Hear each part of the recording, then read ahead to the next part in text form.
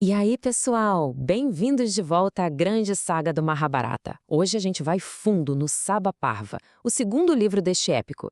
E olha, preparem-se, porque essa é a história de como se constrói um império e de como se perde tudo, absolutamente tudo, em um único dia. Sabe essa frase do rei Yudhishthira? Ela resume tudo o que a gente vai ver aqui. É exatamente sobre isso. É sobre como a inveja, aquele sentimento que corrói por dentro, regada pelo orgulho ferido, planta a sementinha de uma guerra que vai literalmente devastar o mundo. Então, só para a gente entrar no clima, os 5 irmãos Pandava, liderados pelo justo Yudhishthira, acabaram de fundar o reino deles, Indraprastha. E cara, que reino! Eles estão no topo do mundo, sabe? No auge do poder, da glória. E é aí que tudo começa a desmoronar. Vamos entender como. Ok, vamos começar pelo coração do reino dos Pandavas, a sua sala de assembleia, a Sabha. Mas olha, não era um palácio comum, não. Foi construída pelo arquiteto divino Maia e era pura magia. Uma obra de arte feita para impressionar e, mais importante ainda, para confundir. E foi aqui que o problema começou de verdade. Imagina a cena. O primo deles, o invejoso Duryodhana, vai visitar o palácio. Ele vê um chão que parece de cristal, super sólido, só que era água. E pá, ele cai dentro de uma piscina na frente de todo mundo. As risadas, especialmente a de Draupadi, ecoaram na cabeça dele e plantaram ali um desejo de vingança que mudaria tudo. É nesse ponto que os Pandavas resolvem mostrar para o mundo o tamanho do seu poder. Yudhishthira realiza o Rajasuya. Pensa nisso como a cerimônia de coroação mais épica de todas. É um ritual que só um rei que já é soberano de todos os outros reis pode fazer. Ou seja, ele se tornou oficialmente o imperador. E, gente, a quantidade de tributos que ele recebeu era absurda. Reis do mundo inteiro vieram trazer peles raras, cavalos velozes como o vento, joias, ouro. A riqueza era simplesmente infinita. Isso mostrou para todo mundo o poder deles, mas, ao mesmo tempo, só fez a inveja do outro lado crescer ainda mais. E aqui a história vira de chave. Duryodhana volta para casa remoendo aquela humilhação e toda a glória dos Pandavas. Ele tá consumido, sabe? Não come, não dorme, só pensa em vingança. E é aí, nesse momento de fraqueza, que o tio dele, o Sakuni, que era um mestre na arte da enganação, aparece com uma solução. O plano do Sakuni era diabólico de tão simples. Ele propõe um jogo de dados amistoso. Por quê? Porque ele sabia duas coisas. Primeiro, que Yudhishthira adorava jogar. E segundo, o mais importante, que o código de honra dele como kshatriya, como guerreiro, o impedia de recusar um desafio. Era uma armadilha perfeita. Então, chegamos ao momento crucial. A cena toda se passa na assembleia. De um lado, Sakuni, com seus dados viciados, que sempre obedeciam a ele. Do outro, Yudhishthira, preso pelo seu código de honra. E a gente vai assistir, lance por lance, o império dos Pandavas ser completamente destruído. A primeira aposta, toda a sua riqueza. Ouro, joias, tudo. Sakuni joga os dados e ganhei. Simples assim. Em uma única jogada, a fortuna que levaram anos para construir sumiu. Mas Yudhishthira, já cego pelo jogo, não para. A próxima aposta?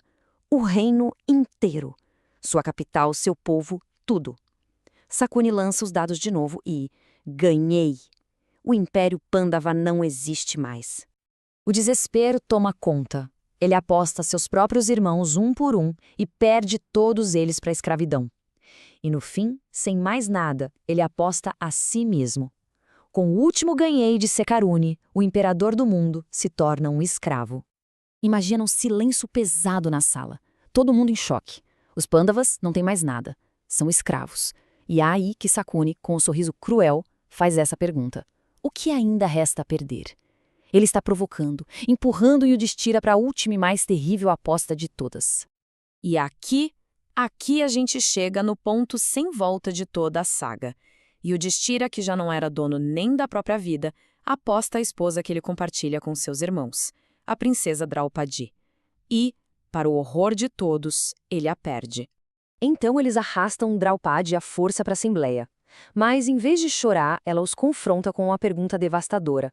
Se ele já tinha perdido a si mesmo, se ele já era um escravo, que direito ele tinha de me apostar? Ela questiona a legalidade de tudo aquilo, e ninguém, nenhum dos grandes sábios e guerreiros, tem coragem de responder. A crueldade chega ao nível máximo. Duryodhana ordena que seu irmão, Dussasana, tire a roupa de Draupadi ali, na frente de todos. E enquanto ele puxa o sari dela, Draupadi reza com fervor a Krishna. E um milagre acontece. O sari se torna infinito. Dussasana puxa, puxa e o tecido nunca acaba. Ele cai exausto e a honra dela é salva pela intervenção divina. Vendo aquela atrocidade, Bhima, o mais forte dos Pandavas, simplesmente explode de fúria. Ele se levanta e faz um juramento que congela o sangue de todos, que ele vai rasgar o peito de Dussana e beber o sangue dele. E pronto. Aquele juramento selou o destino. A guerra não era mais uma possibilidade, era uma certeza. Bom, depois dessa confusão toda, o velho rei Dhritarashtra fica apavorado com os presságios horríveis que começam a acontecer. Para acalmar as coisas, ele devolve tudo aos Pandavas e os liberta. Por um instante, parece que a crise passou, mas Duryodhana não aceita. Ele pressiona o pai e os Pandavas são chamados de volta para um último e decisivo jogo. As regras, dessa vez, eram diferentes. Quem perdesse teria que passar 12 anos exilado na floresta, mais um 13º ano vivendo disfarçado. E o pior, se fossem descobertos nesse último ano, o exílio de 13 anos começava de novo. Preso pela honra, Yudhishthira joga. E claro, ele perde. E é assim que o Sabha-parva termina. Os Pandavas e Draupadi, que dias antes governavam o mundo, trocam suas roupas de realeza por peles de animais e caminham para a floresta. É uma imagem poderosa eles partindo para o exílio, carregando a dor, a humilhação e uma promessa silenciosa de vingança. E a gente não pode esquecer daquela profecia do sábio Vyasa lá do começo. Ele avisou. Ele disse que o que aconteceu naquele salão levaria em 13 anos a uma guerra que aniquilaria toda a classe guerreira. As sementes do apocalipse foram plantadas ali, naquele jogo de dados. Esses 13 anos de exílio não vão ser em vão. Vai ser um tempo de provação, de aprendizado, de preparação. Eles não vão voltar os mesmos homens que partiram. E a grande pergunta que fica no ar é: que tipo de vingança eles vão trazer? O que vai acontecer quando eles finalmente retornarem para reclamar o que é deles? Bom, a resposta para isso a gente só vai descobrir nos próximos livros do épico. A jornada deles pela floresta e a preparação para a guerra final ainda estão por vir. Então, continue acompanhando a saga para descobrir como essa história de honra e vingança se desenrola. A gente se vê no próximo.